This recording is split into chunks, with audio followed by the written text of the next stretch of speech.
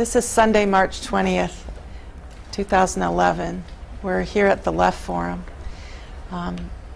Ironically or not, the 8th anniversary of the launching of Shock and Awe on Baghdad was marked yesterday with protests around 40 or 50 cities in the country, including in Washington, where people were arrested in front of the White House. And today is a major protest, we hope, at Quantico, Virginia, where Bradley Manning is being held under torturous conditions. We are here at the Left Forum and talking to people in the room and to others on this anniversary. And I have not had a chance to talk to all my fellow panelists yet, but I am shaking with outrage over the fact that yet another totally illegitimate intervention has been launched under the leadership of the U.S. on Libya. And I'm hoping that we will add this to the list of what's our indictment of the overseas contingency operations of the Obama administration. This is a panel convened by World Can't Wait, and we felt it was very important at the biggest gathering of progressive and leftist people in the country to mark the anniversary of what the Bush regime started after 9/11. Now 2 utterly immoral and unjust occupations, Iraq and Afghanistan, potentially joined by Pakistan. As we know, there's continual drone bombing and secret operations going on.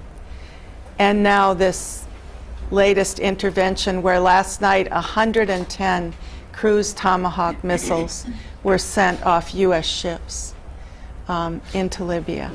Of course, under the guise of humanitarian aid and saving the people of Libya who do have a legitimate interest in opposing the Gaddafi regime, but will not be helped, in my opinion, by anything U.S. bombs or tanks are going to do.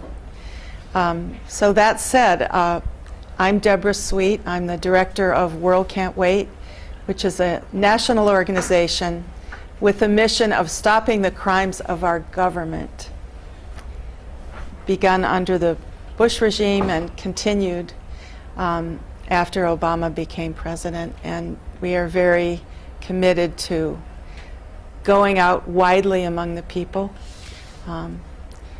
to talk with them about what's being done in our name and to build a movement in this country of people stopping it. And I'm really happy to introduce fellow panelists here. The panel is called From the Bush Regime's War on Terror to the Obama Administration's Overseas Contingency Operation, Why We Resist. And we actually got the name from Matthis Chiroux's effort to resist going to the Iraq War a couple of years ago. And there was a website called Matthis Resists. So Matthis Chiroux, I'm going to point out to my right here, served in the U.S. Army, refused to go to Iraq, and became a leader of GI resistance in that process. I think he was briefly in Afghanistan and has affected a lot of people with his story of standing up to the U.S. Army. So we're going to hear from him about what he's thinking about and why he's resisting. To my immediate right is Eric Stoner, who's a member of the War Resistors League, and he recently returned from a trip to Afghanistan. So we're very fortunate to have someone who went as a member of the anti-war movement, you know, the peace movement in this country, and has firsthand very recent experience of Afghanistan to relate to us. And to my left is Pardiss Kebriaei, who's a staff attorney at the Center for Constitutional Rights here in New York. And she has, by now, deep and extensive experience defending political prisoners and detainees. I've been taught not to call them detainees, but prisoners in Guantanamo over the last 4 years now, 3 or 4 years, and is also working on many other issues having to do with the Obama administration taking onto itself, for instance, the right to execute U.S. citizens. So she'll talk about, I'm sure, the Anwar al-Awlaki case that is still ongoing. So I wanted to open it up to the panelists here. We're just going to give fairly short presentations because the important part of our engagement is with others who are working as part of building up this movement of resistance, and we'd like to throw around all of these occupations, the response that people need to make, and as I said specifically, I'd like to bring in the question of Libya, and we have a gathering of thousands of leftists here in New York City today, and what kind of message can come out from this gathering opposing a completely illegitimate intervention, again being done in our name. So alternating from the way I introduce them, I'd like to start out with Pardiss, and then Eric and Matthis. And to the audience here, if you have a burning question about what people are presenting, just raise your hand. We're going to be very informal. Although people have prepared remarks, so I appreciate that, and I'd like to have them have a chance to say what they have to say, and then we will have discussion. So, Pardiss Kebriaei, the Center for Constitutional Rights. Thank you, Debra. Is my mic on okay? Thank you all for being here at Sunday morning at 10-something a.m. I was going to talk about two aspects of what I work on at CCR, which is Guantanamo and the issue of targeted killing. And I guess it makes sense maybe to start with what the Bush administration and the Obama administration are continuing to do domestically, and then we can move on to some of the impacts abroad for my fellow panelists. So starting with Guantanamo, which I think is, and just the power that the administration is claiming it has to detain people it deems enemies of the state. We're talking about a small group of people who are left, but I think the power that's being claimed and the principle still holds and could apply to anyone really whom the administration deems to be Al-Qaeda or associated forces or enemies. And I just wanted to start with a story about a man that I represented who was released in July, just as an example of one of the lucky people who was released, and then to contrast that with the people who remain and what they face. The person that I represented who was recently released, this was in last July, his name's Abdel Nasser. He's a man from Syria, about 50, but looks about 20 years older than he is because of the toll of his 8 years of detention and abuse at Guantanamo. He was transferred to the prison with his son, Mohammed, in early 2002, and they were both detained there without ever being charged of a crime. We filed cases for them in court. The first chance they had after their arrival in Guantanamo in 2002, the first chance they had to actually challenge their detention was in 2005. We filed habeas petitions for them in court. Those cases were actually never reviewed, even though there was the right to do so because of obstacles put up by the government and delays. So they're both out now, but never actually had the legality of their detention determined by a court.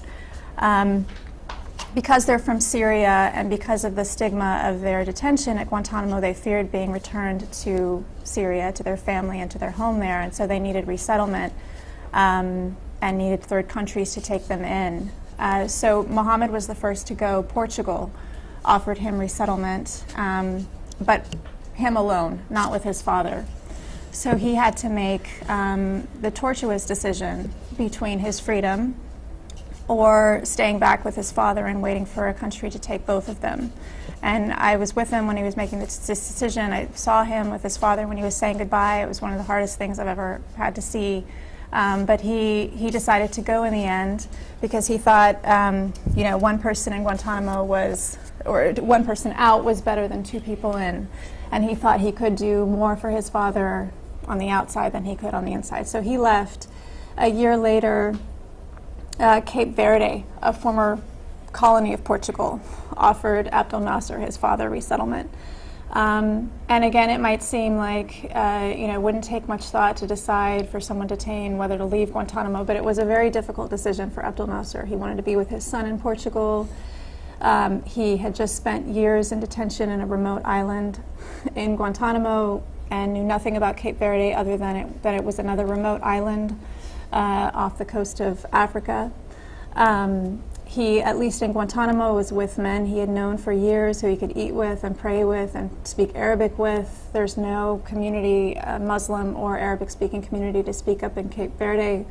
It's a very poor country with few resources to deal with victims of torture, with refugees. So he knew that he would be very isolated and that the transition would be hard. So we spent a lot of time talking about his decision, and ultimately he did decide to go. And he's there now. He's been there for 3/4 of a year. And I think, he's alone. He has no one to speak with. He can talk occasionally with his family, but he has no real community or support or structure to his day. But I think that every day he is, or more days than not, he's thankful to be out. And I know that I feel that way despite the difficulty of watching his transition, and I know his son feels that way. And I feel that way in particular because of what I've been watching with respect to the men who remain. There are 170 plus people who are still in Guantanamo. This is in facing their 10th year of detention there. And when I look at the situation and when people ask, well, what do you think is going to happen? It seems very obvious by now that Guantanamo is not going anywhere, and not just Guantanamo, but the system of indefinite preventive detention at Guantanamo is not going anywhere. And in the same breath as the Obama administration still talks about their commitment to closing the prison and that they want to, and that separate from the immorality and illegality and inhumanity of it, what they say is that it actually threatens U.S. national security interests. And so that's a reason why they see it's important to close. They talk about frustrations with Congress in terms of setting up roadblocks to closing it. But at the same time, what they're doing is issuing new policies and new orders that actually entrench the system. And what I mean by that is a couple of weeks ago, the administration issued a new executive order that essentially makes officially sanctions the system at Guantanamo of indefinite detention and preventive detention. And what it essentially does is it sets up a periodic administrative review system for two categories of people. There's a category of people that the administration has said it cannot charge. And the reason it can't charge them, as we all know, is because there's no credible evidence against these people, because what exists has been obtained through torture and coercion. So the evidence that exists is tainted, and it can't stand up in federal court, so they can't charge these people.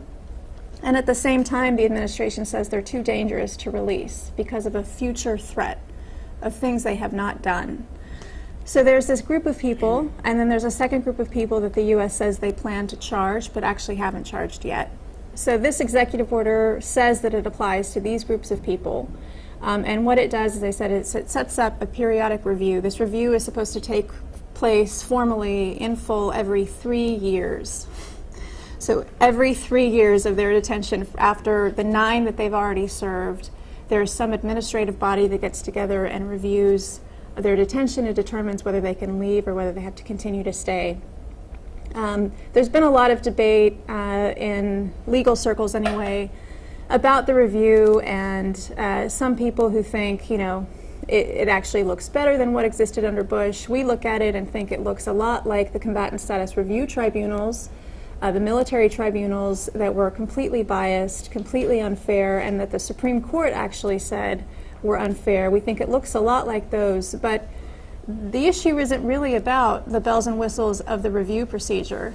I mean, whether that's the same or or better than Bush. The issue is that the fundamental premise of this policy is that it is okay to continue to detain people indefinitely for acts they have not committed yet. That is what this policy is. And it's what has existed before, but I think what's new about it is that it makes perfectly clear that this administration intends to continue the system of indefinite detention at Guantanamo.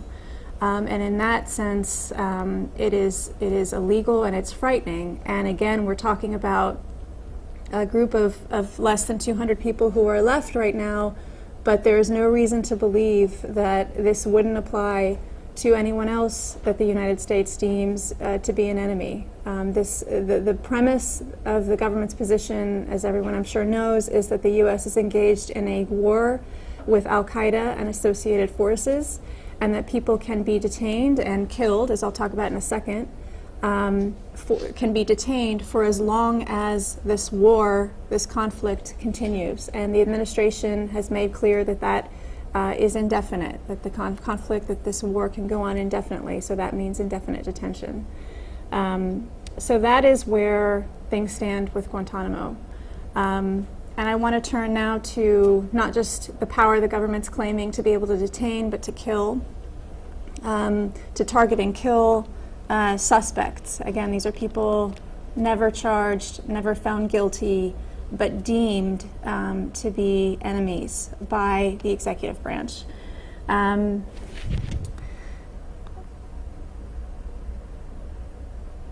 the issue that we at CCR have been especially concerned with respect to targeted killing is that this practice is not only going on in active zones of combat, where there might be, I mean, separate from the unjust wars themselves and the question of whether it was legal in the first place for the U.S. to go in and occupy those countries and devastate them.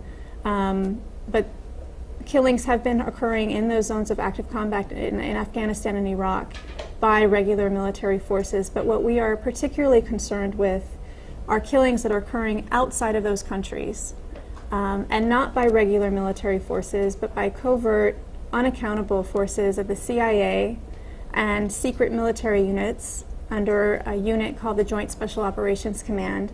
And these killings are being carried out in secret, unaccountably, in countries like Pakistan, Yemen, the Horn of Africa, and who knows where else, because this is an unofficial, unacknowledged policy of killing. And it's a separate, sort of parallel, secret way that the wars in Afghanistan and Iraq are expanding. The breadth of this policy came to light in a case that we brought last year on the basis of an authorization that was announced by the administration, an authorization to target and kill a U.S. citizen who is in Yemen, Anwar al-Awlaki. The authorization was for the CIA and for JSOC to target and kill him. There were, many allegations made against al-Awlaki, but the point again is that separate from who he is and what the allegations were, the process for determining that he was a target was an entirely executive process, a closed process, and we got a glimpse of what that process was when it was announced by the government. And it was essentially people are determined to be targets and added to kill lists. And this is what was reported in credible sources that the administration takes seriously anyway. The New York Times, the Washington Post, the LA Times. These are credible sources, national sources that were reporting information coming from administration officials, although they were unnamed, saying that the CIA and JSOC maintain these kill lists and that people are added to them after a closed, entirely executive process involving memos and signatures that go up the chain of command internally. And when it's a U.S. citizen who's going to be targeted, the president has to sign off. So you contrast that to the process that should be due under the Constitution when the state wants to execute someone, which is that there should be charges, there should be a trial, there should be a conviction for a capital crime, and there should be sentencing. And you contrast that with these effective death warrants that the executive branch is issuing for an unknown number of people. So we challenged this policy in court on behalf of the father of Anwar al-Awlaki, Unfortunately, Debra said the case is still continuing. We lost in district court, and this is one other problem that we can talk about more, but I'll end shortly. But the government, this administration, like the former, has been doing everything it can to fight these cases involving unlawful killing, torture, detention, you name it, in relation to the war on terror, has been saying that because these cases relate to national security, that those matters are within the exclusive realm of the executive branch, and the courts have no business interfering. That's the argument that they have stood up. The Obama DOJ has stood up and made in court repeatedly. It's what the Bush administration said, and unfortunately many of the courts have been accepting that argument. So these cases have been getting kicked out, and that's what happened. That's what's happened to accountability cases for torture that we've brought on behalf of former Guantanamo detainees, and it's what's happened in this case as well. The court basically said, you know, it is disturbing that the president can sign off on a death warrant for a U.S. citizen, and that there's nothing I can do about it, but that's what I'm saying. There's nothing I can do because this relates to sensitive national security and military affairs, and I'm going to leave that to the executive branch. So the case was dismissed. Our client, the father of Anwar al-Awlaki, decided not to continue the case. So that particular case is not continuing. We are going to continue working on this issue. We're talking about the situation in Yemen. Pakistan is another country where these killings are being carried out with a great deal of frequency. When you look at the statistics themselves, between 2004 and 2007, when Bush was carrying out these killings, I think there were slightly over 40 reported drone strikes in Pakistan. In 2009 and 2010 alone, under Obama, there were over 171. So there are 4 times as many strikes carried out in the first 2 years of the Obama administration than in the entire second term of the Bush administration.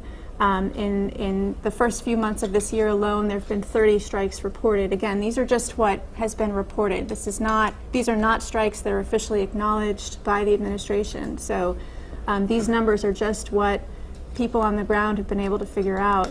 And interestingly and kind of sickeningly, I'd read reports that there was a slight lull in strikes in Pakistan while negotiations were going on for the release of Raymond Davis, which I'm sure you all have read about. Looks like a CIA contractor who is in Pakistan, who is alleged with the murder of 2 Pakistanis and being held. The U.S. administration was asking for immunity for him, diplomatic immunity for him, and he flew home last week, I think, and I'd read that there had been a temporary lull in drone strikes while these negotiations were being worked out. I think the day he flew out to London or the day after, there was a strike that killed, I think, over 30 people, resulting in one of the largest numbers of casualties of drone strikes in Pakistan so far. So they will continue, and again, are expanding. So this is not, we're not even just talking about the illegality of what's happening in Afghanistan and Iraq, but in countries around the world, and there's no reason, there's no evidence of what limits the administration believes it has on its power. And we've asked the State Department and the administration, what do you think is the scope of the power you're claiming?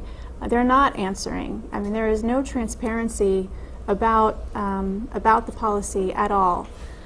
So those are 2 areas that I wanted to talk about. I guess my point to us would be that I think it is much harder, it's been much harder for us certainly to challenge the policies that I just talked about with Guantanamo and detention and torture and killing, much harder under Obama than it was under Bush.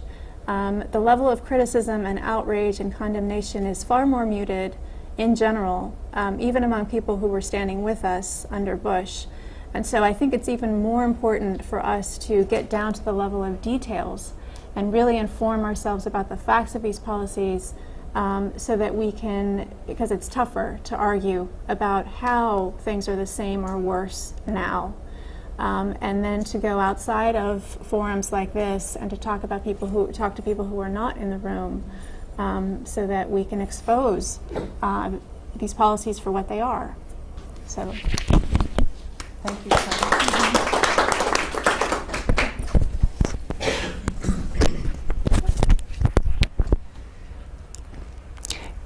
You know, when we go out and talk to people about Guantanamo and indefinite detention and preventive detention, sometimes people say, okay, but what does that have to do with the war? Different thing. No, not a different thing. The way these occupations are maintained and justified is by terrorizing people through this torture, abuse. We know what happened in Abu Ghraib. One of the things we're going to talk about later today in our panel on WikiLeaks is the fact that the U.S. not only knew about but trained the Iraqi military and police in abusing detainees, and that is still going on. So this is one of the effects of the war. So these issues are really important for the occupation. Thinking about Afghanistan, where we know, at least from the U.S. government, there are more than 600 men detained at Bagram as prisoners without habeas corpus rights under the Obama administration. And this is one of the ways that the occupation is maintained. Question? Yeah, just to say that the anti-war activists, that they've been, that they've been arrested and maybe jailed just because they are involved in anti-war activity. And these are U.S. citizens. So the same thing is going to happen to U.S. citizens. And in the United States, it could happen to anybody here sitting in the room. And that's the way it seems to be going. Well, this is an important point for our discussion as well, that everything that happens to the other, the non-citizens, is actually being written into U.S. law. So I wanted to move on to Eric Stone, who just returned recently from Afghanistan. And, we're quite fortunate to have him here. Thanks, Eric. Thanks. Let's see. There we go. So I'm going to talk primarily about Afghanistan, since I spent about 3 weeks there in December with an organization, a delegation led by Voices for Creative Nonviolence, which was led by Kathy Kelly and former U.S. Army Colonel Ann Wright was on the delegation, and the head of Veterans for Peace, Mike Ferner, was on the group. So it was a really great group of activists that were there, a few others as well. So while Obama and Petraeus have recently been arguing that significant progress is being made in Afghanistan, that we're moving towards meeting our goals in the country, that was very far from the ground reality that we saw while we were there. The truth is that the Obama administration has really taken a much heavier hand than the Bush administration. On top of sending tens of thousands of more troops, as we all know, they've also, especially recently, kind of abandoned any pretense of counterinsurgency, and which was focused more on trying to win over the local population by securing villages and things like that, and really just abandoned that and gone for a much more heavy use of force. As one military official told the Washington Post recently, that they've taken off the gloves, is what he said. So in the fall, airstrikes, for example, reached record highs. In October, there were over 1,000 airstrikes alone. And this, in the last month or two, we've been averaging about 10 airstrikes a day in Afghanistan, which is double what it was last year at this time. So, you see a real dramatic escalation really in the use of force. Also, for the first time, sending in Abrams tanks into Afghanistan, and the use of night raids has really gone through the roof. So last summer, they were averaging about 5 a day, and this last month it was 19 a day. So fourfold increase, right, in the use of night raids, which are super controversial. Everyone we talked to while we were there was very upset about the use of night raids. So, this unprecedented kind of escalation in the use of force has not surprisingly led to, record levels of death and, I think, destruction and suffering. in the country, more so than at any point, since we've invaded. Just this last year, more U.S. soldiers and NATO soldiers, more Afghan soldiers and police, more humanitarian workers and more civilians were all killed than any year to date. So basically every metric that you could possibly look at is going in the wrong direction. One tally put the total killed just this last year at over 10,000. I think that was AFP, did that calculation. So one thing that I got, from being there was, I think myself included in the peace movement, I think a lot of times we try to focus on trying to gauge, how many people have been killed, U.S. soldiers or civilians, as a way of kind of measuring how poorly the war is going. But being on the ground made me realize that that's pretty narrow. That's a pretty narrow way of kind of actually gauging the real cost of the war, and that it's actually, there are many things with war that I think that affect the Afghan population and people in a much more widespread way than just trying to have a kind of body count. The first thing that I noticed when I was there actually was the air quality. It's just terrible. From the second you touch down the plane, you can smell the air. It's like a distinct mix of smog and dust and burning wood or trash, or it's hard to really know what to make of it. But there's really a kind of a dust cloud that kind of perpetually engulfs the city, never goes away. While we were there in December, the Afghan government came out with a report, or publicly announced that 3,000 people in the city alone die every year because of the pollution, because of the air quality, which makes it a much bigger killer than the Taliban. But whoever thinks about that when you think of Afghanistan, right? The environmental destruction. And I kind of realized that there are many ways that this pollution is linked back to the current war and the history of war over the last 30 years. So, given, we've supposedly spent $20 billion in reconstruction aid, but there are still very few paved roads in the capital. So that means that cars are always kicking up dust when they're driving around. Electricity is still very shoddy. So, even at a nice hotel that was catering to international people, like the one that we stayed at, the power was going out every day, multiple times a day, sometimes for hours at a time. And what that means is that, there are a couple 100,000 generators in the city that kick on every day to keep the lights on. And they're spewing up all this junk, into the air. There's also no sewer system for a city that has 5 million people. So you're talking about, piles of rotting garbage and trash and waste on the sides of the road. Sometimes seeing animals or children, in this garbage, looking for anything that's salvageable. And the garbage and tires are also burned by Afghans to stay warm because they don't have decent shelter. And so that's obviously contributing to the pollution. So kind of taking all this in made me realize that war doesn't destroy only people, but it really poisons the earth and the water and the air. It just affects everything. So, while money has never kind of materialized to take care of some of these basic necessities and infrastructure kind of needs in Afghanistan, it was found to turn the city into basically an open-air prison. I've never really seen guns before, but there were literally people in every single block with AK-47s and concrete blast walls everywhere and razor wire and sandbags, and you really felt like you were in the middle of a battle zone. And we were kind of patted down and frisked everywhere we went. So it was just like the level of security was very intense. Even though you realized that, or you got the sense that Taliban could really strike at will.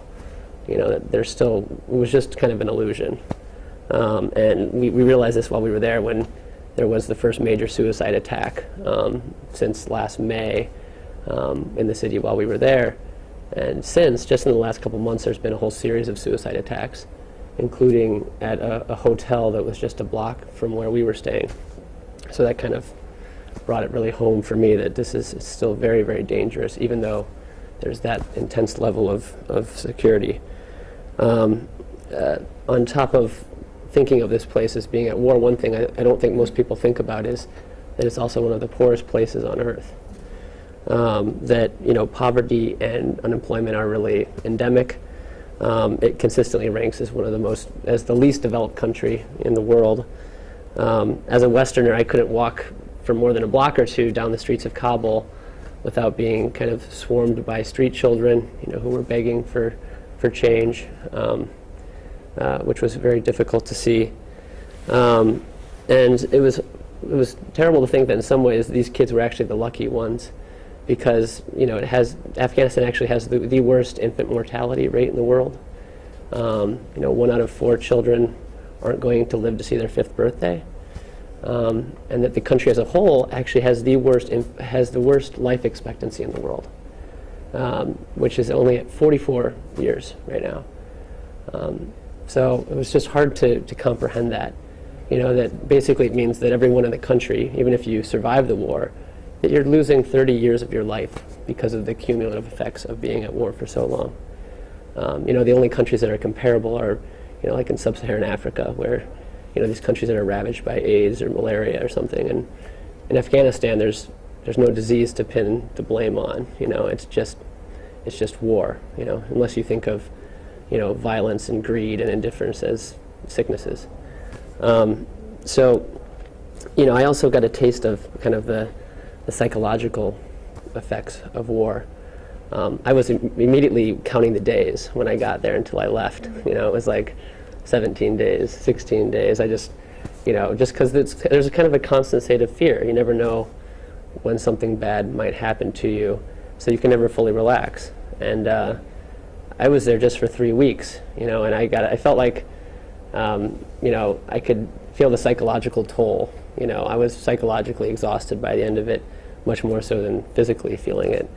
And, you know, just 3 weeks. And so I got a taste of what I think soldiers go through, you know, and you're talking about hundreds of thousands who've come back, you know, with post-traumatic stress disorder or other psychological issues, and how much worse it must be even for the entire Afghan population. It's hard not to think that all 30 million people in the country are traumatized in some way, to some degree, because of what they've experienced. You know, another crisis in Afghanistan that's really only gotten worse, you know, I think under the Obama administration, it deals with internally displaced people and refugees. You know, the UN has said that there's over 300,000 internally displaced people in the country, and 120,000 of those have fled their homes within the last year and a half or so. So you're talking about a more than 50% increase since Obama came into office. We visited one camp called Charkh Kambar on the northern outskirts of the city. It's the largest camp out of maybe 30 around Kabul. And there are about 1,000 families that live there, most having fled from Sangin and Marja and other areas in the Helmand area, province after the latest U.S. Military offensive in the south.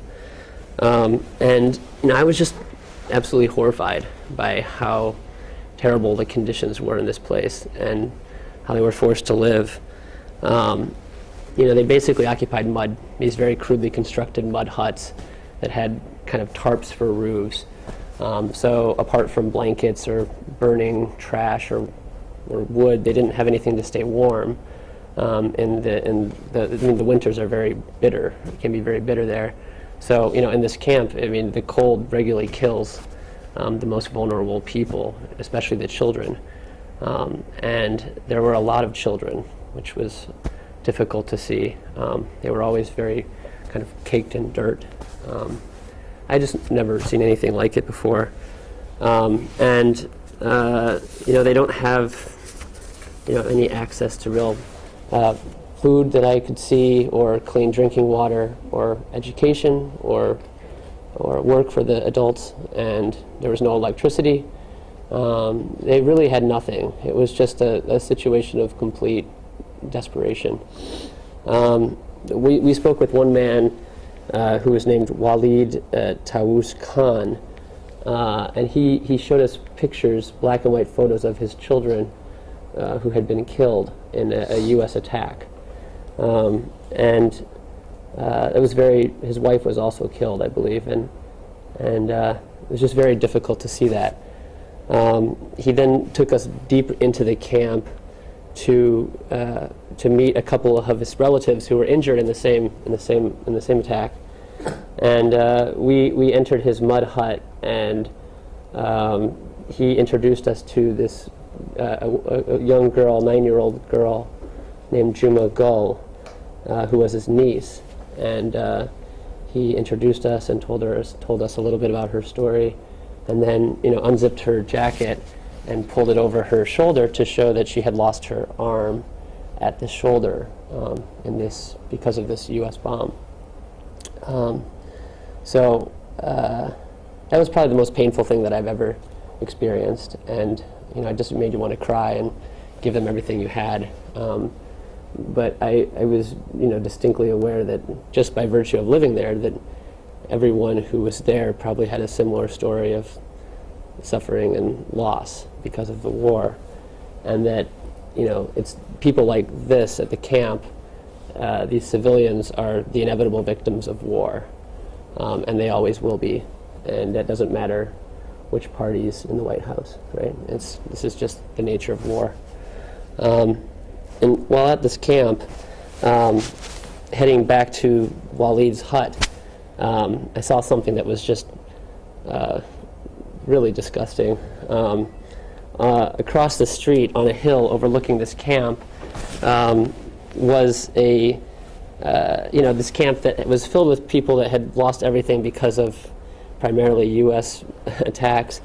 The U.S. military was building this enormous base, and you could see these barracks and these new military vehicles and bunkers being built, and this enormous wall that went on literally for miles, and it's literally across the street from this place. There's just nothing, and I felt that it's hard to imagine really more clear evidence that, like the Bush administration, Obama is not in Afghanistan to help the Afghan people, because at least in this case, it's literally right in front of our eyes, this just complete desperation, and we're not doing anything about it. So that's basically what I had to say. Thanks.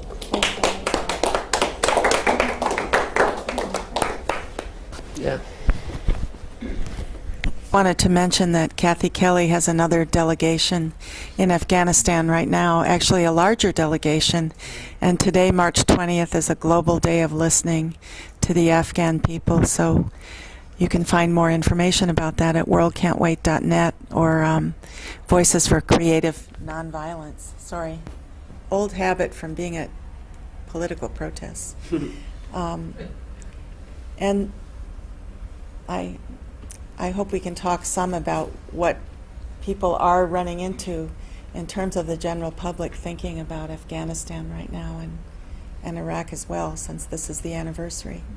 The third member of our panel is Matthis Chiroux, and he has a little different angle on the question of why and how we resist, and that's that his resistance to the U.S. military and to the war has actually become part of the story. So here you go, Matthis. So I just took this on right here. Hi, folks.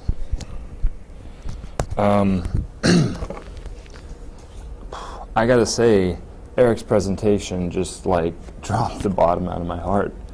And it took me right back to Afghanistan. And I want to thank you for that. That was an incredible presentation, and it's incredible that you made the trip and came back with such an honest and radical analysis of what you saw, because there are trips that go to Afghanistan and come back and say everything's just fine. And even some of these trips are manned by people who are supposed to be on our side. And so to have you share your experience from just very recently, and to know that nothing has changed in the 6 years since I've been there, except perhaps things have gotten worse. Hard to give a coherent presentation. You know, the United States government is absolutely evil. And I served it for 5 years thinking that evil didn't even exist. It's ironic, I wrote just the other day about the only time in my life, and I'll say I don't really think of evil anymore as a religious concept, although I was certainly raised with it as a religious concept. But it does seem ironic to me that the short period of my life where I have sworn to you that evil didn't even exist, it was just kind of a concept, were the years of my life that I came to most represent evil in my life and my behavior as a soldier in the U.S. Army. Any government, any force that could carry out this type of murder against an innocent population of people who have been occupied, most of them for their entire lives, is evil. And we can't look at this and figure out and expect that we are going to somehow reform this evil that is the United States government and is the U.S. capitalist system, and turn it into something that's going to be a force for liberation, is going to be a force for good in the world, or is even going to do anybody in this country a damn bit of good. I can't believe that I served those people. I can't believe that I went to Afghanistan just like you went to Afghanistan, except I went as an occupier. Not just an occupier, an army journalist sent to try and help justify what was going on, to try and suggest to the world that this chicken shit that is U.S. imperialism is somehow chicken salad that's capable of filling the bellies of the people of Afghanistan and of Iraq.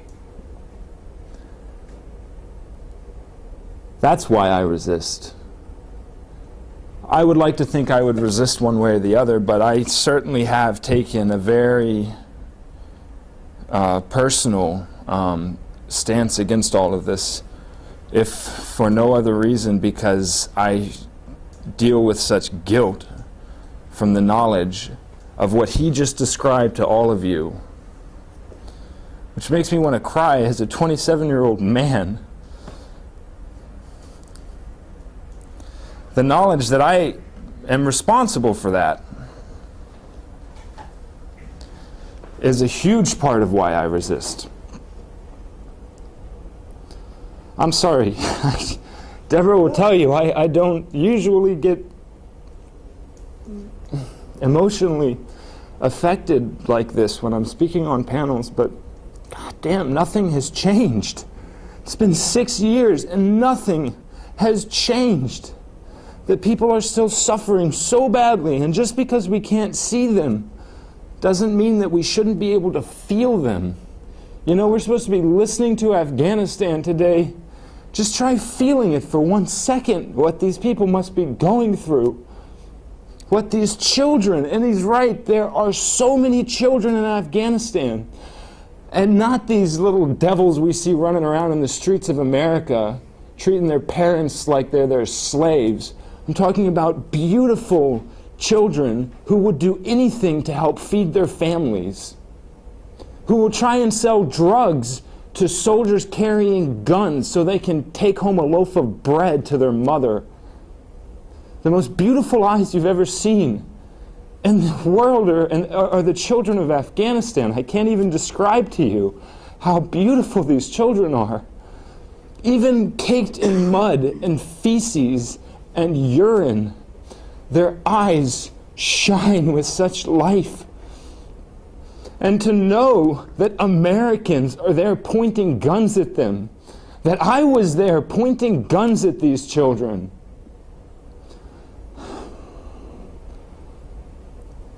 To me, it is a matter of resist or die.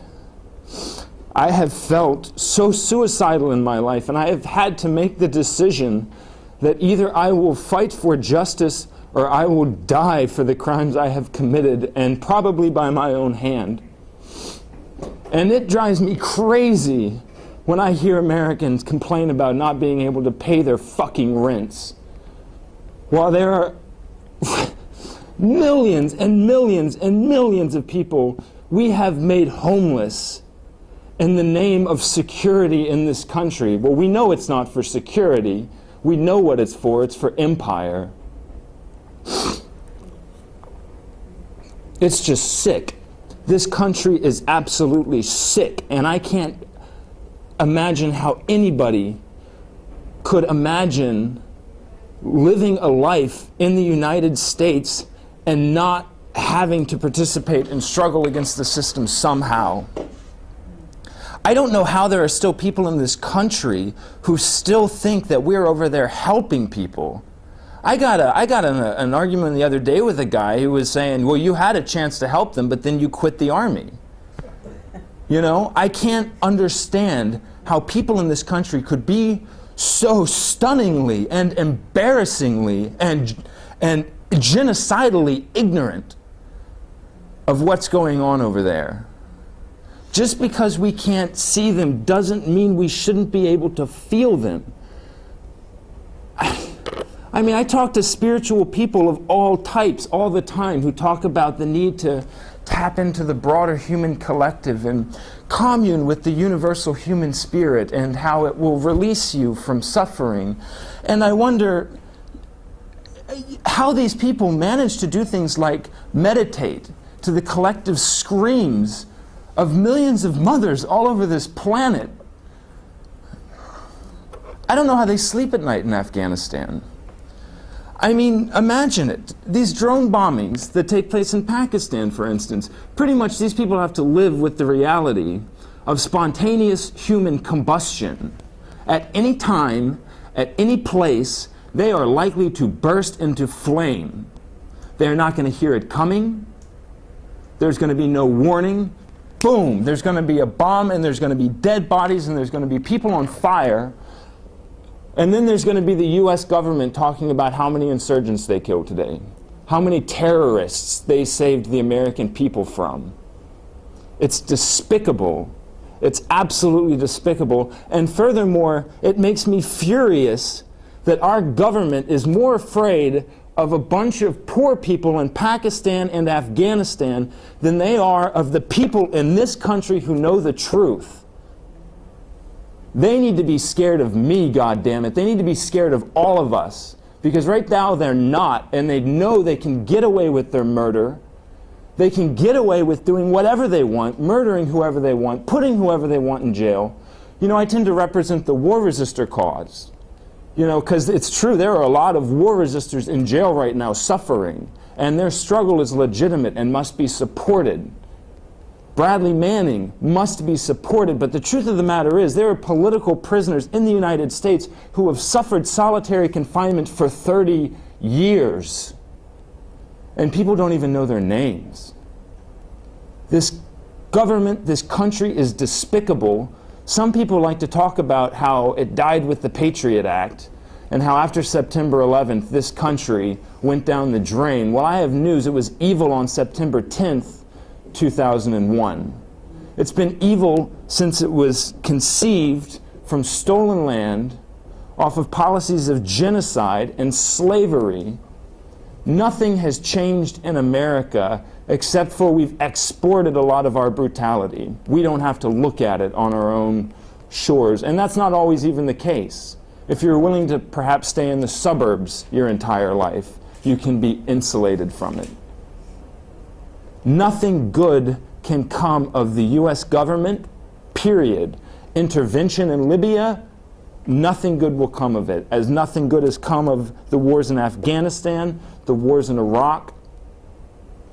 We in this country have to start thinking about creating life after the United States of America. This country is the most evil manifestation of imperialism on the planet. we are like a black hole into which human life and human dignity flow. And it drives me crazy to hear white people in this country talk about being self-made men. No, seriously, they'll talk about, well, you know, people get what they put into life, and if the people of Afghanistan would just put in a full day's work, perhaps their lot would improve. And it drives me crazy to think any white American would have the audacity to suggest that they are somehow a self-made individual in the United States of America. It is absolutely sick, and we have to challenge it. We don't have to think about how to get these people on our side, how to make arguments that won't offend them, how to find a middle ground on which we can all get along, how to build bridges to racism and hate. I don't want to build a bridge to a place that is infected with a disease like the U.S. imperial mindset. I don't want to be infected by that. We need to challenge that. That's part of resisting it, not trying to co-opt it, not trying to take over this government so we can make it something better than what it was. We need to resist it and break it down and make them, you know, I say all the time, I want the government to be more afraid of its own people than they are of Al-Qaeda. We need an insurgency in this country that is capable of putting real pressure on the United States government, and that doesn't have to be violent. That can be all kinds of things. You know, one of the projects that I picked up after I left IVAW about 6 or 7 months ago was we founded a number of radical veterans who feel the same way I do, who feel the pain of the people in these countries who are being made crazy by these occupations, who cannot live normal lives. And we looked at this situation and said, we cannot ethically refrain from taking direct action, given what's at stake here. We can't ethically refrain from it, so we founded the Disobedient, a network of mostly veterans, but also civilians who were focused on taking direct action in military communities to stop, to block, to disrupt troop movements to Afghanistan and to Iraq, to actually go out, put our bodies on the lines in front of these soldiers going off to participate in these racist and genocidal occupations, and let them know that there are especially veterans in this country who are willing to stand in their way and come at them not with a message of we support you no matter what you do, but that you are about to become very guilty in the worst kind of way possible. And we need more of this. You know, when we carried out this action last August in Fort Hood, when we tried to block the deployment that was going on, several thousand soldiers going to Iraq, you know, we were incredibly surprised when the military, before we even showed up to block them, delayed the deployment more than 14 hours. It wound up taking place in the middle of the night at 4 o'clock in the morning. The story there is the U.S. Army wanted to deploy its own soldiers to war, and it had to do so under the cover of darkness, and it had to militarize the roads because they realized there was real resistance in town. And this is a very small piece of a much bigger picture that we need to create in the United States of America before we even start to see the slightest shred of improvement. Because if there's one thing we can all, I think, understand and embrace, is that things only get worse in the United States of America. Rights only continue to disappear. The tools of genocide, murder, and repression only become more sophisticated. Just because not as many of us are being beaten and blown up and put in jail as were back in the day doesn't mean that the violence of this system has not compounded. And it cannot be counted. It cannot be accounted for simply, as Eric said, in a body count. This is the most asinine way to measure the cost of a war, is simply the body count created by the bullets and the bombs. The issues are so widespread, and we continue creating them simply by being present, and doing so under the guise of liberating women and helping lift the populace of Afghanistan. What we've done is we've done what we always do, and that is we've installed a regime of brutal criminals that will do absolutely anything we tell them to support our interests in the area, or what we perceive to be our interests. And it's always the same. And I'm sure I've gone quite a bit over, and I'm going to wrap it up, but Hold folks... that thought. Okay. Hold that thought. I think this is really the point that, one second, maybe we can kind of hold it in the middle here and loud enough so that everybody can be included. But all of the speakers got to this question that I think people who care about humanity in this country, and specifically the anti-war movement, are confronting, and that is, you know, these occupations and the new one of Libya have been sold on the basis of, you know, well, we're doing this to help the people. Every single thing they've done has been sold on that basis. After the 3 initial lies about Iraq, Saddam Hussein, weapons of mass destruction, 9/11, those things didn't last but a few months. And then what was the next justification from the Bush regime? Nation building. We're doing this to bring democracy. Back in 2001, the invasion of Afghanistan. We're doing this to save the women. Even leaders of the women's movement in the United States bought into that one. We're doing this to save the Afghan women. Now the newest intervention is we're doing this to save the heroic rebels in Libya. All of these Tomahawk missiles that were fired last night at Gaddafi's military installations are going to support the Libyan people. And I think, you know, Mathis's point, nothing good will come from these interventions. We just have to look at history. So I'd really like to dig in there if we could. Well, we have another half an hour to talk and hear from some of the people who are here for the conversation, specifically on the question, how these occupations have been sold and how are we going at this with the people in whose names these things are being carried out? Why and how are we resisting?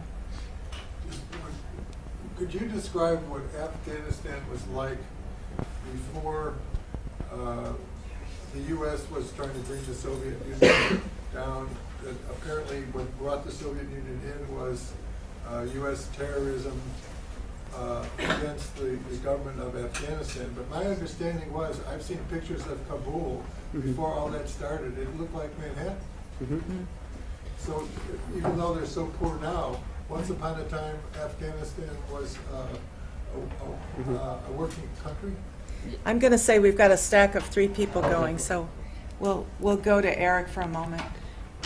Yeah, I think, I mean, from what I've read and people that I talked to while I was there, you know, Afghanistan back in the 60s was actually one of the most progressive, you know, Islamic countries in the region, and it was really in the 70s when,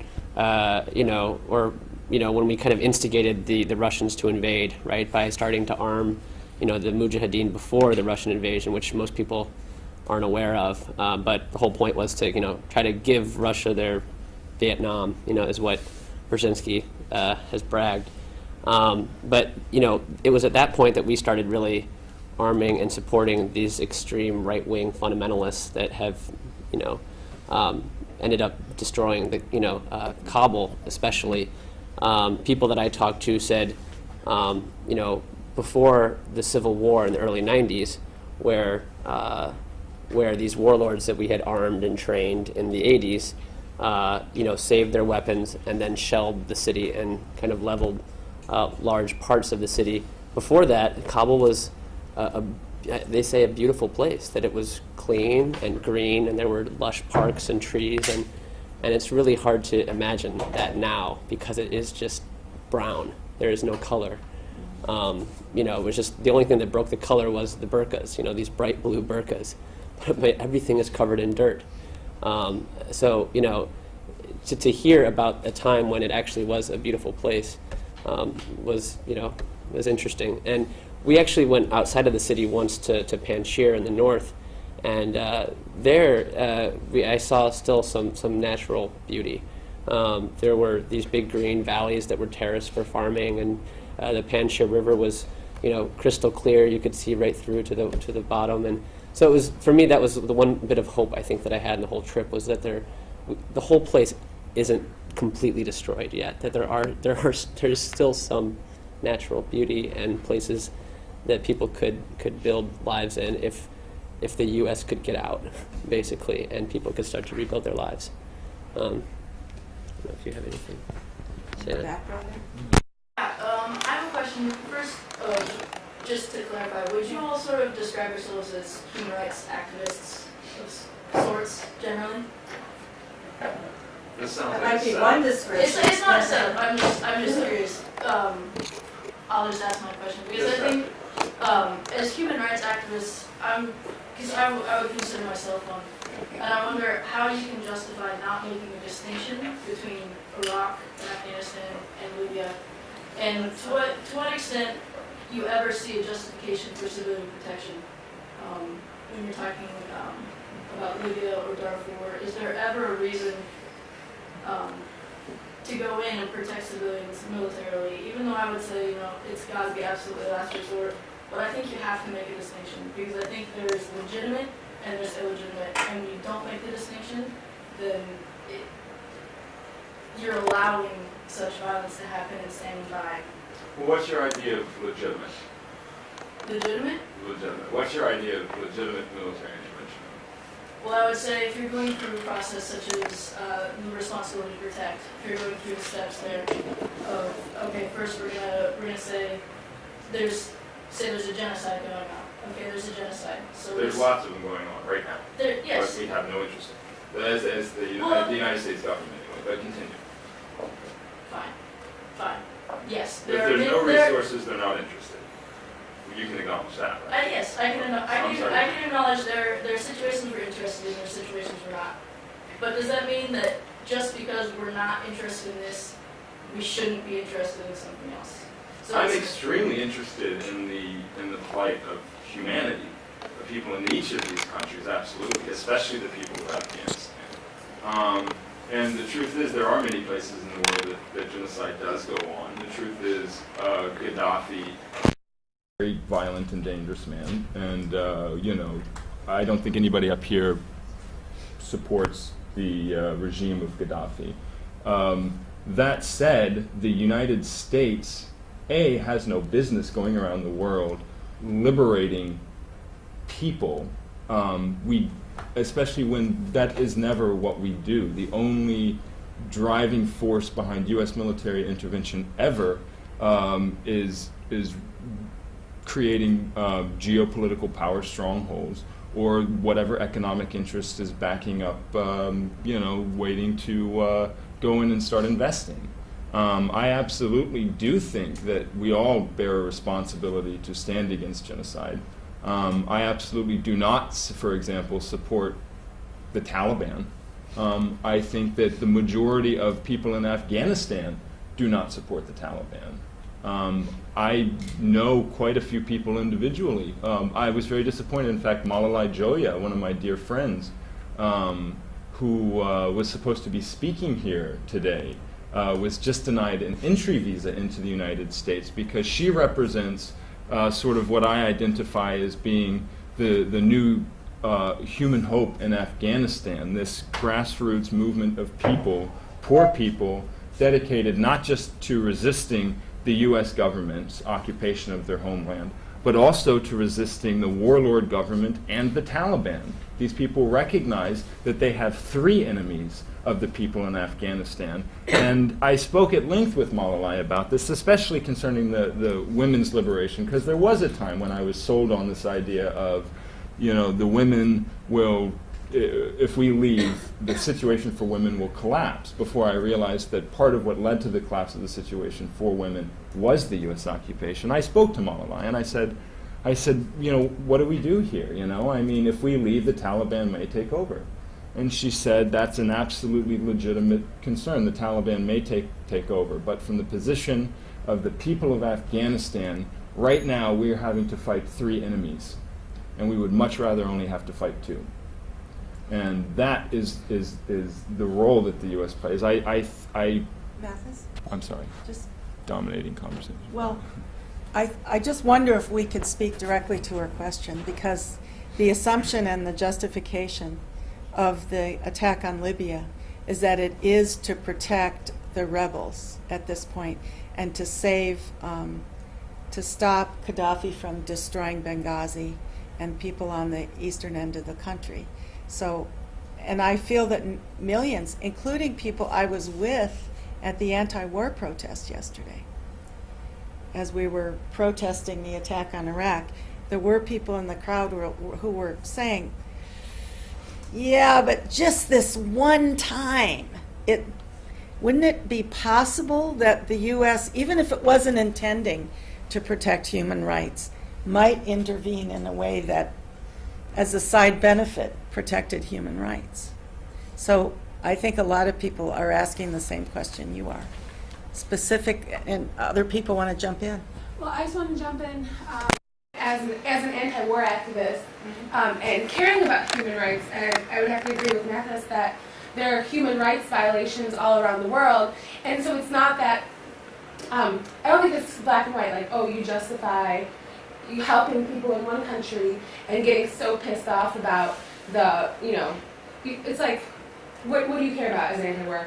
We're anti-war activists, and we're concerned about U.S. empire and how we're exporting violence to gain control of resources. And I don't think it's not the same as caring about human rights in other countries, but it's specifically resisting the war machine. And so I think it's a little separate than the concern for human rights and maybe where there's, whether it's genocide or whether it's, I don't know, if there's just poverty and sickness somewhere, if you care about, AIDS in Africa. I think it's different than being an anti-war activist and having to live in the country and with the knowledge that your country is basically causing the destruction and the suffering of, and really the destruction of the humanity of other people.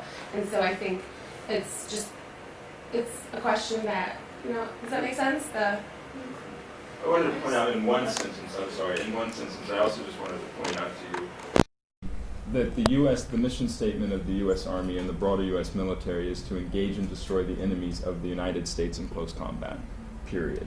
That's what they do. We're not nation builders. Yeah. Pardiss? Yeah, I mean, I'm trying to still sort of articulate what I think about the situation and why I don't trust it. And I think that's just because, these bombs and these strikes are being carried out by governments, and they're specifically being carried out by the British, French, and the U.S. This is not an international coalition, despite the headlines. And governments, and particularly these governments, they are political bodies. They are doing things for political interests. They are not humanitarian. They are not humanitarians. And I just think, given the double standards, and even, it's not exactly the situation. I think we've got to distinguish and be nuanced, and I think it's important to have these discussions. But, next door, in Yemen, in Bahrain, what is the U.S. saying about what's happening there? The fact that the Saleh government is using nerve gas on civilians there.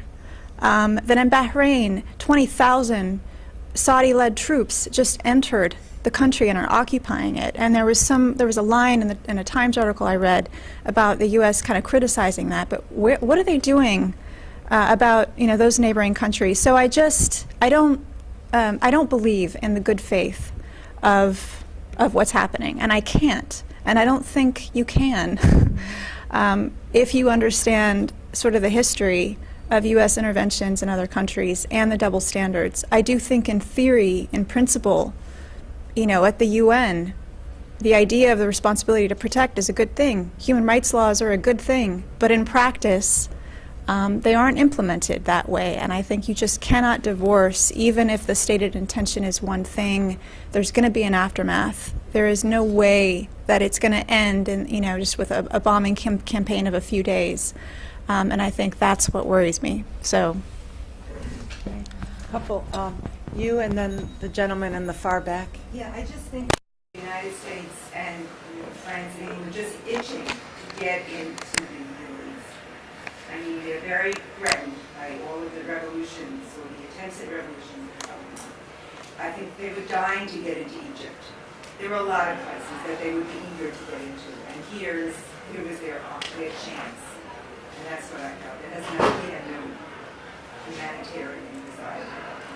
Plus, Gaddafi is somebody also who has historically defied the U.S. government and Western power conventions. And you know, just as the same going into Iraq, there was a tinge of personal vendetta going on. I think that there's also the element in play here of Gaddafi for a long time has been a thorn in the side of the West, and you know, we have to consider that too. They're interested in reasserting power. He sits on the largest oil supply in all of Africa. Yeah, amen. Right. The sweetest oil in the world. Yeah, That's the one reason we intervened. It has nothing to do Absolutely. with humanitarian crap.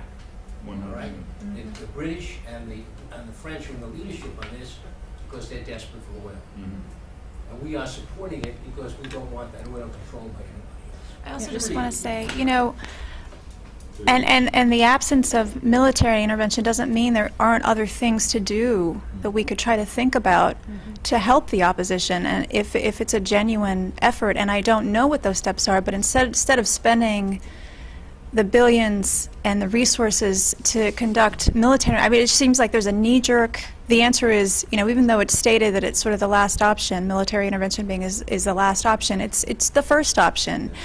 And you know, I read that there wasn't one African country, for example, at the table when these discussions were happening. Those countries are together trying to figure out a non-military way. And I'm not upholding African leadership, you know, as the model of peace and anti-corruption and the right way to do things. But I think it's telling, again, when you look at who is conducting these strikes, the lack of, I mean, the idea of non-military interventions are just not, they're not thought about, they're not focused on, and I just think the knee-jerk reaction is military intervention. And so I don't say that I disagree, and then to say, well, hands off Libya, let's not do anything, let's not try to think about other ways that we could support what people want if they're asking for it. But anyway. Just to be clear, my understanding from reading the papers and the news I was able to gather is there's no shield being set up to protect civilians.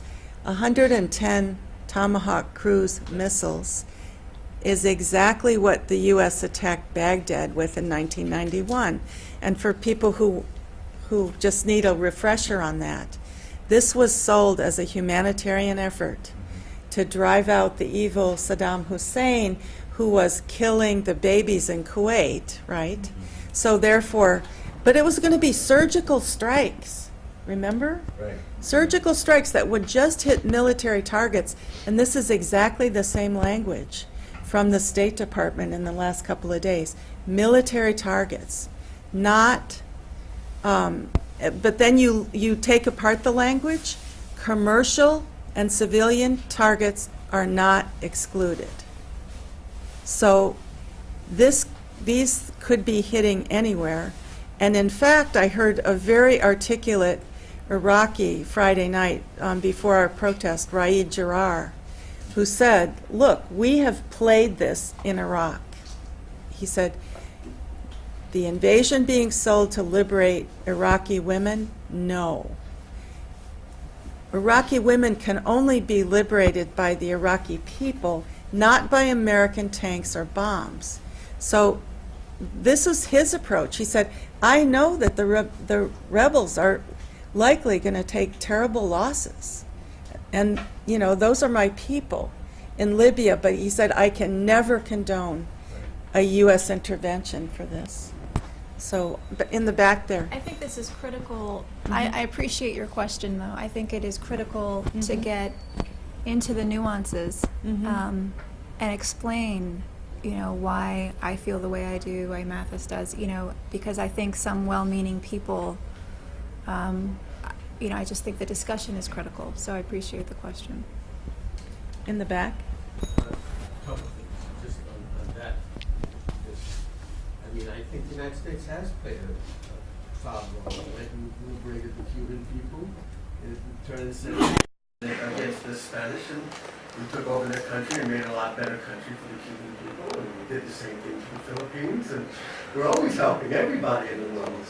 Not to mention the fact that it's not just oil; it's a strategic place. I mean, I agree. Oil is a big thing because the United States likes having control of oil because United States companies, because it's a knife at the throat of everybody else. If we control the spigot, we control your country.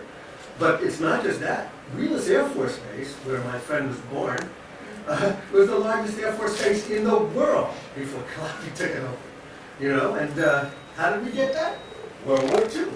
You know, we took it away from the Italians and the Germans, who had taken it away from the people there. I mean, we are such good people in this country, always helping everybody. But the other thing that I thought that was interesting, I don't know whether you noticed it, I was watching Chris Matthews about a few months back, right?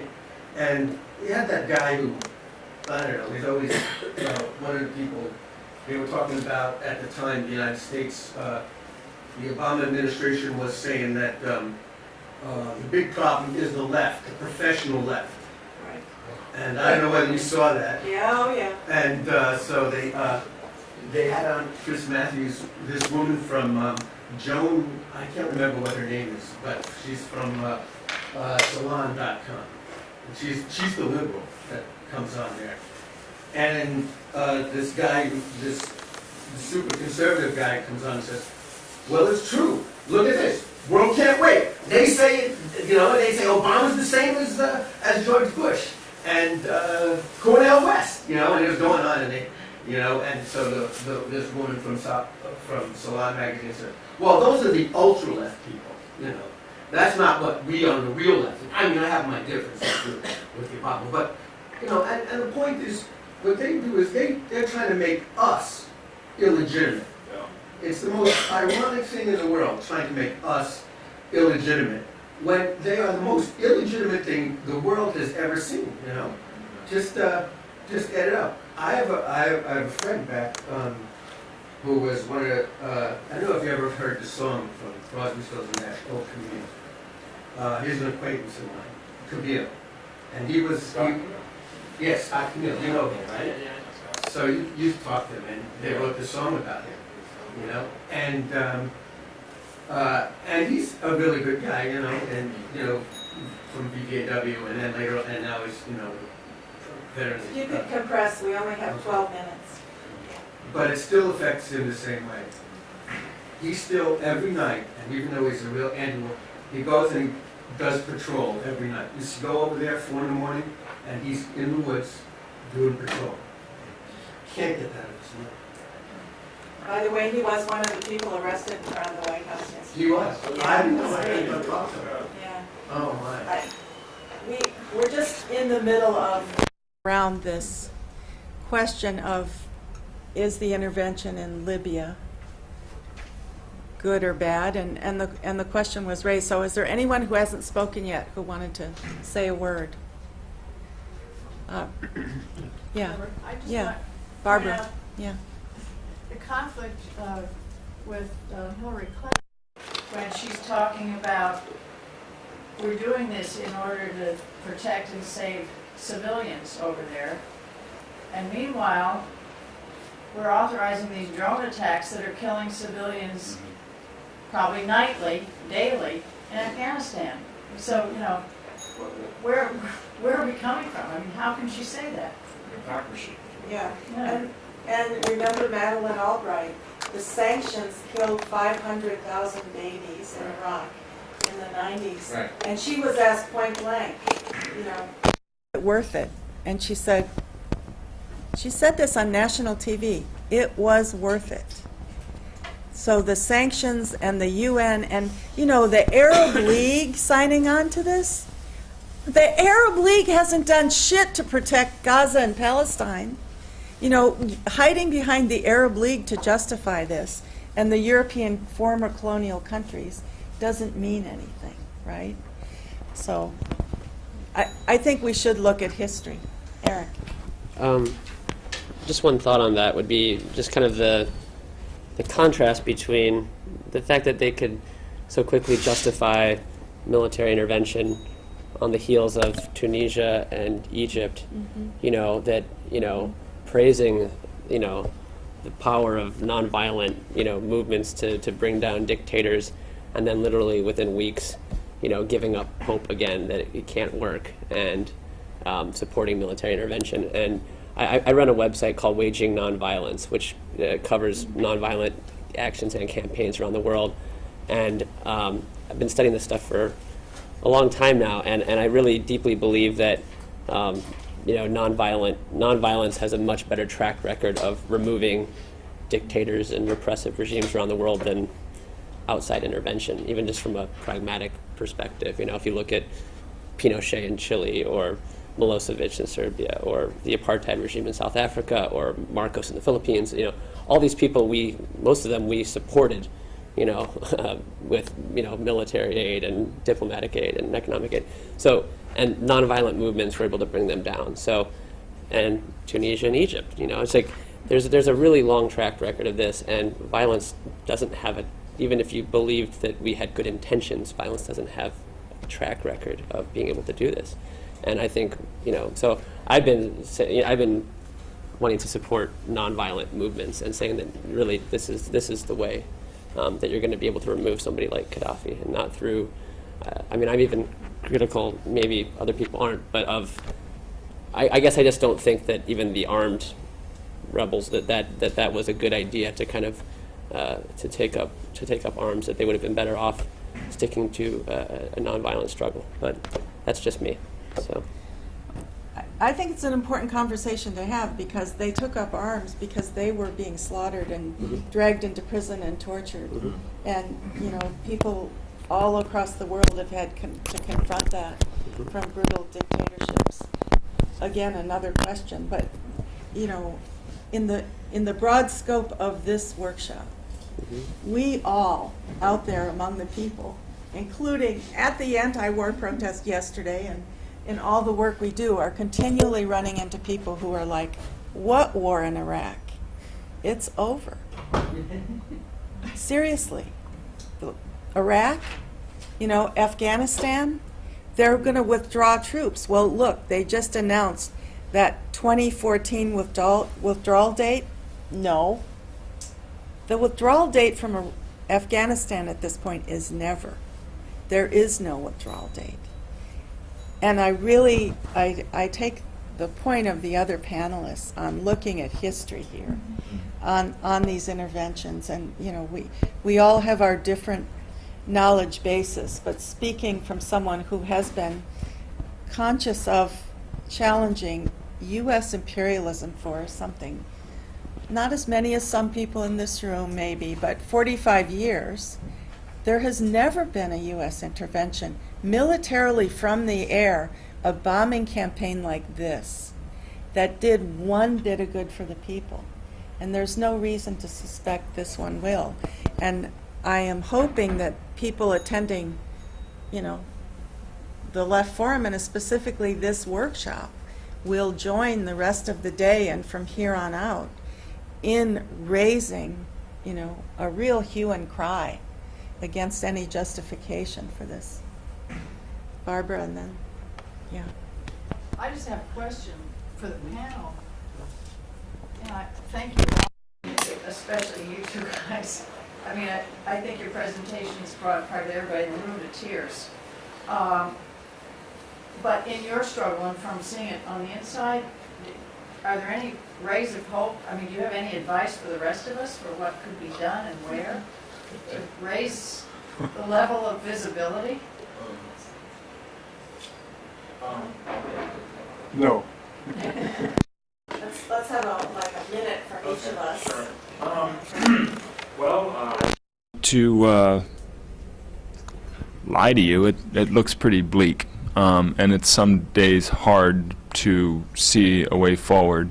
You know, I tend to think in a way, Obama does offer some hope, not in the way that you're thinking I mean that, but in his ability to permanently destroy the left's faith in the U.S. government, I think is a good thing. And over time, as he continues to not just fumble and drop the ball, but clearly carry out an imperialist agenda and do the bidding of the wealthy and the elite in this country, I think hopefully that the populace, at least on the left, will permanently break faith with the U.S. government. And I see that. I'm new, relatively young in this struggle, but you know, I see the most positive thing that could happen at this point is for people in this country to finally accept that their government is no good, can't be good, and will not be reformed, will be replaced. And so in a minute. I guess I've been taking hope lately from what's happened in Wisconsin, you know, and how the people there have taken inspiration from Tunisia and Egypt, and seeing how I think maybe we're starting to learn that that one day kind of protests don't work, you know, in a sense of really putting real pressure on people in power, you know. So coming out, even though I participate in them, coming out for the big 200,000 people rally in DC is a great thing to do. But, you know, like Tahrir Square in Egypt, you know, occupying the place until you see what you are fighting for. Or in Wisconsin, you know, these people didn't go home for 3 weeks, and it still doesn't look good in Wisconsin, but people put up a much stronger fight. And I think they're learning that, you know, we need to do more than a kind of symbolic type activism, but really figure out new ways to put real pressure on people in power. And so I'm hoping that, you know, maybe out of this labor struggle, you know, and I have a friend staying with me right now who just came from, you know, occupying the Capitol there, and he was saying that it was misconstrued in the mainstream media as like primarily just about collective bargaining rights. But he was saying, you know, IVAW folks were there, and there were just all different struggles were kind of coalescing there. And, you know, so I think that there's hope that it's going to not just affect labor, but hopefully the anti-war movement and, you know, all other struggles for justice in the country. So, Thanks, Sarah. I guess I would just say, you know, if you were brought to tears or felt something strong to do something when you leave here, and I know a lot of you are, but I'm kind of tired of feeling a lot of emotion and seeing people not actually do something with that and channel it into something, some kind of action. The other thing is, I guess, for people who have been doing this for a while, it's hard to keep going. I think it's hard to sustain your activism, and I know I've felt that strongly after 4 years of working on Guantanamo. So I think taking hope and motivation, and I take it from men that I know who I think are incredibly strong, but finding ways to keep yourselves going and to make this sustainable, because it's a long struggle. And then I think, you know, really boring down into the details. And when we say, you know, we don't trust what's happening in Libya, to come back with examples of why history shows that it is not possible to trust the good faith of U.S. interventions like what's happening in Libya. When we talk about things not being different now than they were before, with Guantanamo, with targeted killing, with whatever, to come back with why, because we're not only forced to explain this to people on the other side, but people with, you know, people who were peer groups and activists who are now saying, well, no, things are different. Obama's more reasonable. You know, there's ways that we can work with him. So I really think, you know, these broad brush statements sometimes are just they're not as effective now, and we have to do more to educate ourselves about what's going on. So, thanks. I will say that World Can't Wait has a lot of immediate work it does among the people, and you can see that at worldcan'twait.net. And we're involved with going into the high schools and so forth. Clark. Hi, I'm sorry to run in here at the last minute, but I've sort of been running from workshop to workshop on this Libya issue.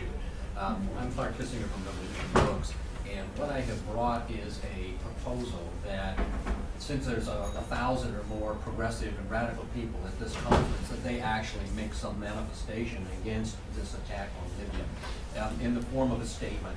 And the proposal's been initiated by the Revolutionary Communist Party, but the statement is very broad. It doesn't take a position on the nature of the government in Libya, the nature of the river. And basically, it's a statement that we in this country have to take responsibility for what this government is doing in our name.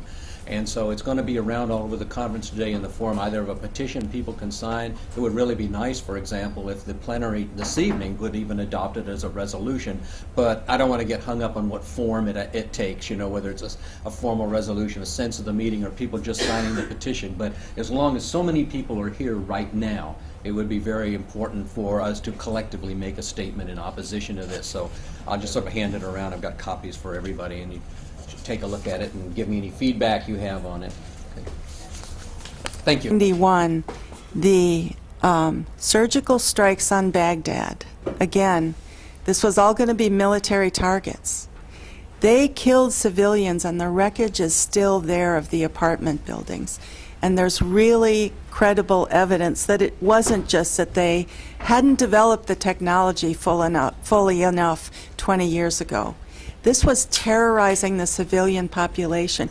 Do any of us seriously think the U.S. wants a non-aligned independent regime in Tripoli to challenge the old colonial and the new colonial globalist power of the U.S. empire? No. Do we all want to see the civilians and the rebels and the people who are fighting for something better succeed? Yes. U.S. guns and warships and tanks will not do that. The question of what will do that remains for another panel, I think. One last point. Well, the only thing is, and this was like the initial name of this thing, was I'm not in favor. I mean, I don't belong to any organization, you know, but except maybe AAA. But the point is, I don't think pressuring these guys. I'm tired of pressuring these guys for them to take care of it. You know, Obama is as the same as, or as bad as, or worse than Bush. The question is, what are we going to do independently of these guys? And I think we'll. Thank you. 91, the surgical strikes on Baghdad. Again, this was all going to be military targets. They killed civilians, and the wreckage is still there of the apartment buildings. And there's really credible evidence that it wasn't just that they hadn't developed the technology fully enough 20 years ago. This was terrorizing the civilian population.